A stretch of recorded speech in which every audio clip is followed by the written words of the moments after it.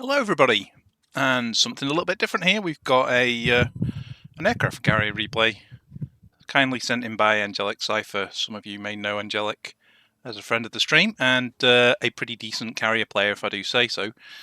Playing with Tabby, who is an honorary catch, and we're on the Shatter map. Nakimov is the enemy carrier, and the enemy team also have Montana Preußen as their two battleships only two battleships. What have we got? We've also got Yoshino, Austin, Petropavlos, Siegfried, and then we've got somebody's been spending some cash, Paolo Emilio, Benson, Balau, and U-190. So we've got two submarines. Kurfürst, Begonia as the two friendly battleships, Zao, Des Moines, Henri, Johan de Witt as the cruisers, Yagumo, Jaeger, and Merker with U-251 and U-190. So here we go. That was a pre-drop that we just missed there. Sent in some planes home early to try and last later into the game, I think. And Angelic nicely saying hello to everybody in chat. Always polite and good manners to say good luck and have fun to everybody. And an enemy on the other team is not understanding the message, which is always interesting. There's some AA going off.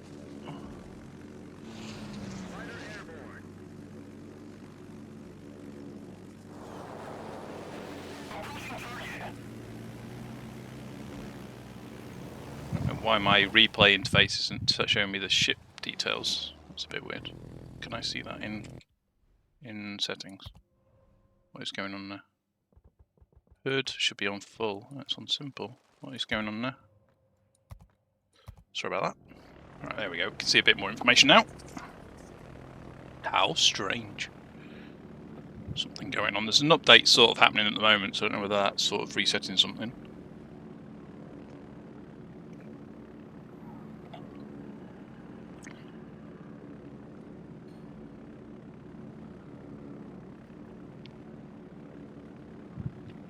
It seems really weird watching this replay without my mod station mods on. Actually, because I have like loads of information, and it's like seeing the game vanilla. It's like, oh well, okay. So the panel's not working, but actually the damage received and dealt is working. So some of the mods are working, some of the mods aren't working. All right, that's a shame. Unless it's another setting thing, is it? Is it that the panels aren't turned on? Team lineups is not on. Wow. Okay, something's going on with settings, isn't it? Really weird. Anyway, we're just starting early game working on the enemy team, and there's a few more torpedo hits, 5 of them, in fact, actually, on whatever that target was, which I missed. Petro or Siegfried or something over there. And possibly Siegfried. Siegfried seems to have taken a bit of damage. And so 3 floods, and looks like the flooding has been obviously stopped. So something is capping Bravo from the enemy team. Joe's going to try and have a look if he can see and reset. Here with his dive bombers. So I'm saying I was quite excited about receiving an aircraft carrier replay from Angelic, because he's had a pretty decent game in this game, I know, and I'm not very good at playing the Midway. So selfishly, this was an excuse for me to acclimatise myself with how I could get good. Ooh, and that's not good, is it? He's just taken a load of pain from a Johan de Witt, and now he's getting more pain from the Midway. Ouch. Poor Siegfried. That's not the spot for you, and it's not all over yet. We've got another 2 potential plane drops, although AA is taking its toll, so I think realistically we get 1. Here, looks like we get 1 here, really, doesn't it? Permafire, though, could be, and he's recalled, yeah, and we do get permafire. So that was unfortunate for our Siegfried on the enemy team there. Very unfortunate to be him at the moment, because he's also getting looked like airstriked again from Johan de Witt. So yes, I'm not sure he'll be hanging around too much longer.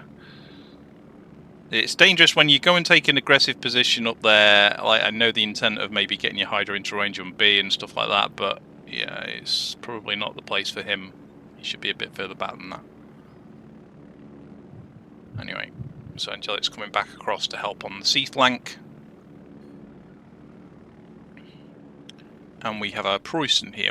There's only 2 battleships per side, so this is certainly an opportunity for battleships to have a significant impact, and of course damage dealt to battleships a significant impact for either team in terms of either the Nakhimov or the Midway. So looks like we're getting all 4 and should expect some flooding, because like on torpedo hit on the nose does give us a flood, and a full set of 6 getting contact there.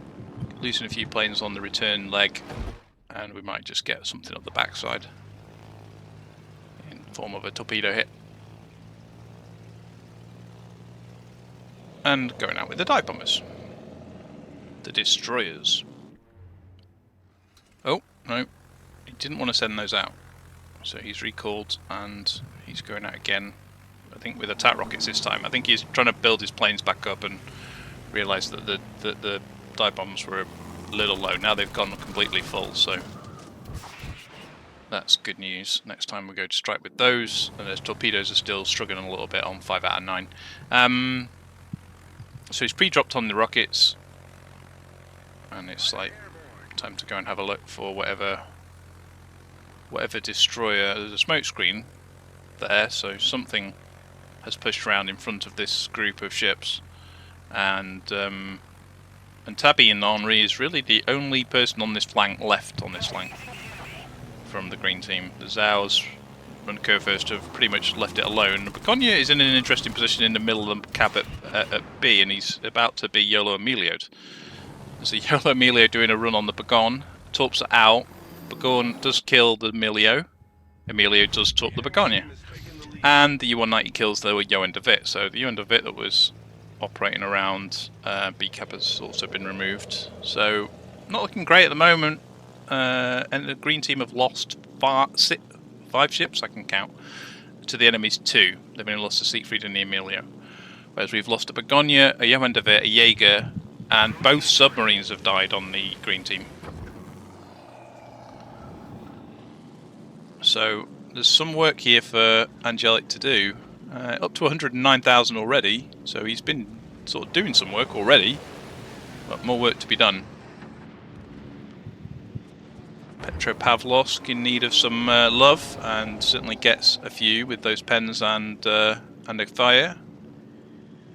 And interesting to see, still ticking, so it looks like he can't put that out, or doesn't want to put it out too early maybe, though he's getting to the position where he's quite low now. So,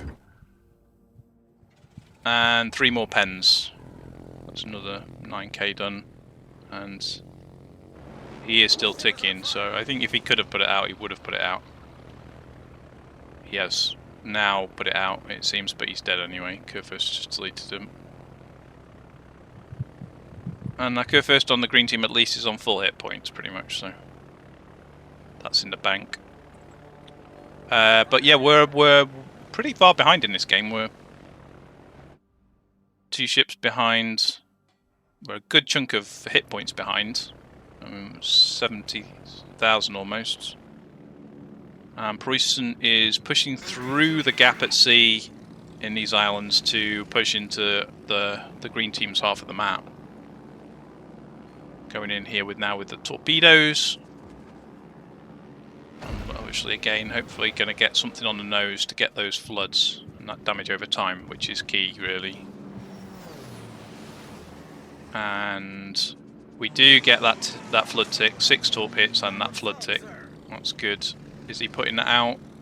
He has put that out.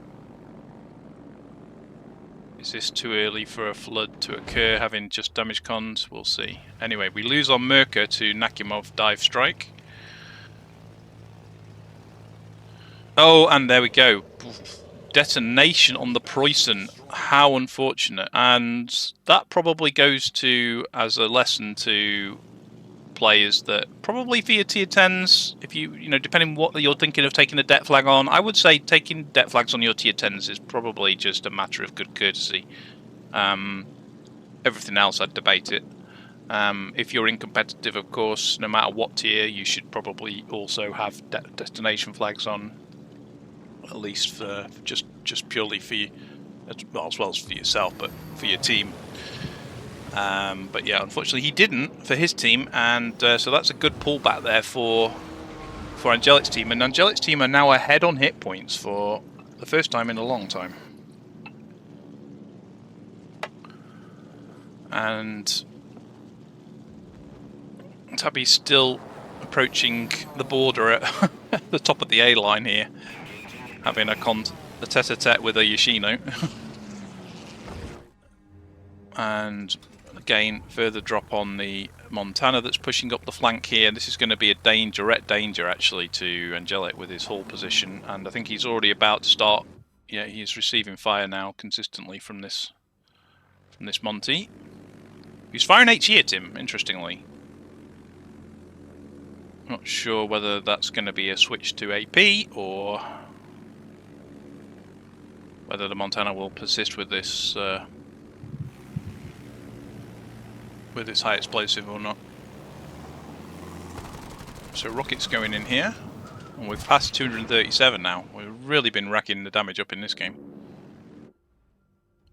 Tick damage and turret dealt. And we flip that round, we've got another set of planes. We should be able to get some rockets on target here. And recalled straight away. Don't wait for the animation. And Des Moines gets secondary hit and kills the Benson. That's really helpful. Now we're actually ahead, not only on hit points, but on ships. And we've got 2 caps to 1. We are starting to claw the points back here. We're only 50 points, less than 50 points behind. And this Yoshino is really close to dying. Tabby's been working on it for some time. And it's so close to dying, it's just put a fire out. I think either Angelic or Angelic might get the secure here. That probably is going to secure it. Another permafire, and Angelic does secure it for his 3rd kill. And Tabby's still looking in reasonably good health there, 2/3 health. And this DD is in the smoke. And Tabby's rotating back around to try and directly deal with it. And of course the smoke screen is dissipating here, so we're about to see this guy. Here he is, the Somme. Unlucky for him, unfortunately. It's a battle class Royal Navy destroyer. Excellent destroyer, but you don't want to be spotted by a Midway and very close to an Henri. It's not a good place to be. He really should have paid more attention to the fact that the only support he really had was that Yoshino, and he shouldn't have really been in that position where he's vulnerable now, and probably gonna get killed as he loses a significant amount of hit points. So the Austin is also low. The Austin was around the back of Bravo, and we had the Balau pushing up through B, but hasn't capped B on his way. So not quite sure where the Balau is, but you know, Balau's probably missed an opportunity there to try and cap B cap. There's nothing really stopping him from capping B cap at the moment. So it's a very close game. It's swung one way to the other, and of course the enemy team have got an extra ship at the moment.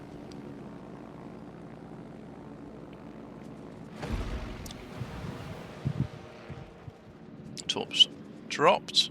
We're hoping to get again flood on the nose ideally, and there we go. We get that flood on the nose. Generally offensive,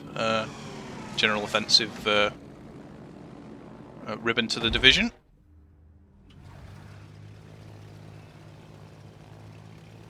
And the Somme goes down to Tabby, and the Zhao removes the Austin, and they were 2 low health ships that were vulnerable. So green team back 1 ship ahead. Green team ahead on points by 100 points now with this 2 cap ticking, plus getting those kills. There goes Montana, permafire on Montana. And we zoom back around here, we've still got another drop to do on him. We're at a dodge the flak as we come back in for this finish. For this strike.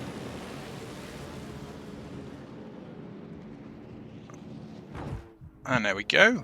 200 and oof, he's taking a big hit as well.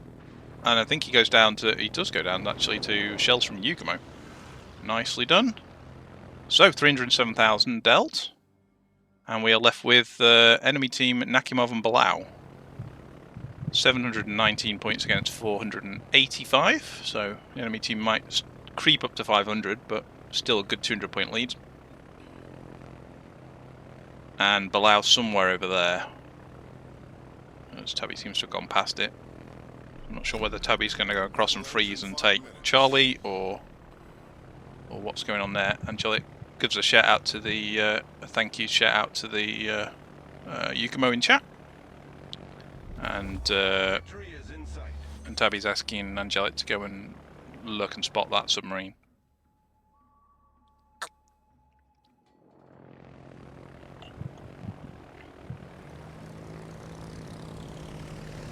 And Tabby's directly coming back. He's not interested in Charlie Cap. He's interested in killing the submarine.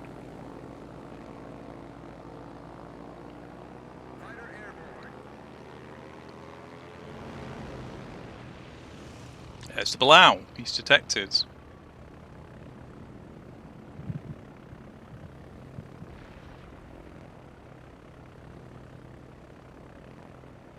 So we're still, what, 400 points ahead now. These two cap tick has been fairly emphatic, and Azal's dealt with the Nakamov. So it's really just his submarine holding up the affairs here for the end of the game. So, wow. I mean, a fairly significant impact from Midway in this game in terms of racking the damage up. 3 kills, over 300,000 damage dealt. Pretty busy game. So, not knowing exactly how much battery or oxygen or whatever resource it is left on that submarine, dropping some torps. Hoping that, but anyway, we've got Yugumo coming in with depth charges now. I think the Henri's got aerial depth charges that he's been consistently dropping. Submarine should be going down here to the fire, and in fact, actually a ram. Yugumo and Balau ram each other for victory. There we go. Good game. Oh, it comes up with the... I didn't know it did this now. So it actually comes up with the results. Wow, it comes up with the results as part of the battle. That's quite cool.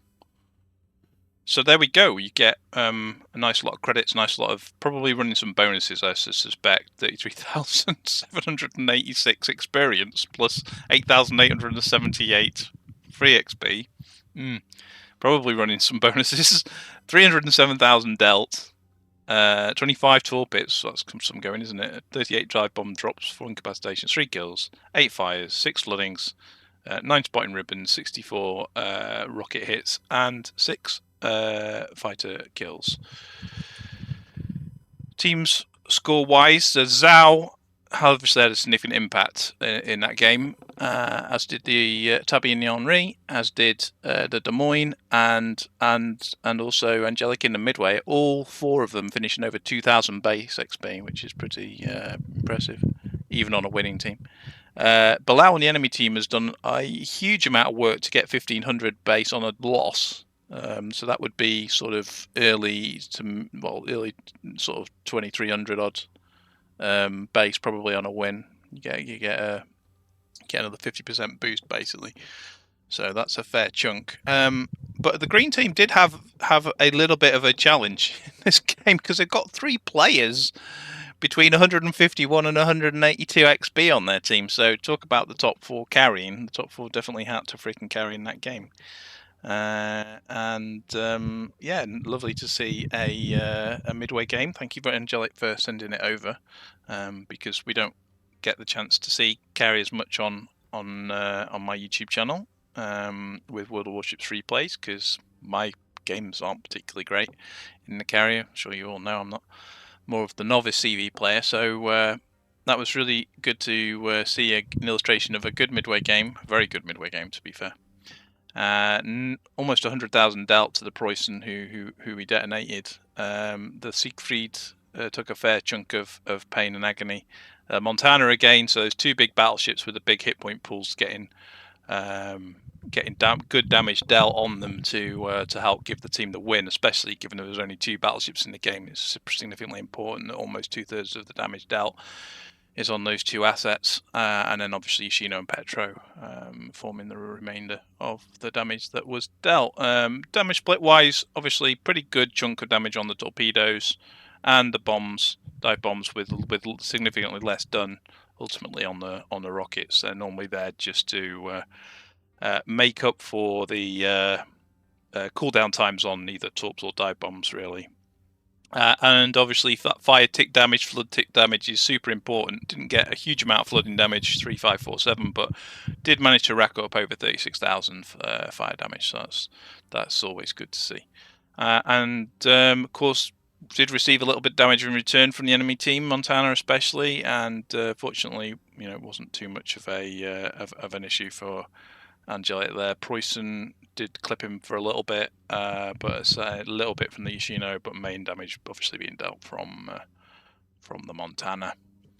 And we can see obviously how much credits and experience he ended up with here. So running a ship XP 800% bonus has significantly increased the amount of experience that you've received there, and plus 100% plus personal merits. And a clan bonus, so that's interesting.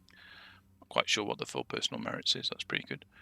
And we also have bonus modifiers applied for the commander XP as well. So we got 100% on that. Personal merits 10% and clan bonus 15%. So there we go. So thank you again, Angelic, for sending that in, and hope you all enjoyed watching something a little bit different on the stream, a carrier game. And watch this space on the channel for another replay sometime soon. Take care, folks. Stay safe, and we'll catch you next time.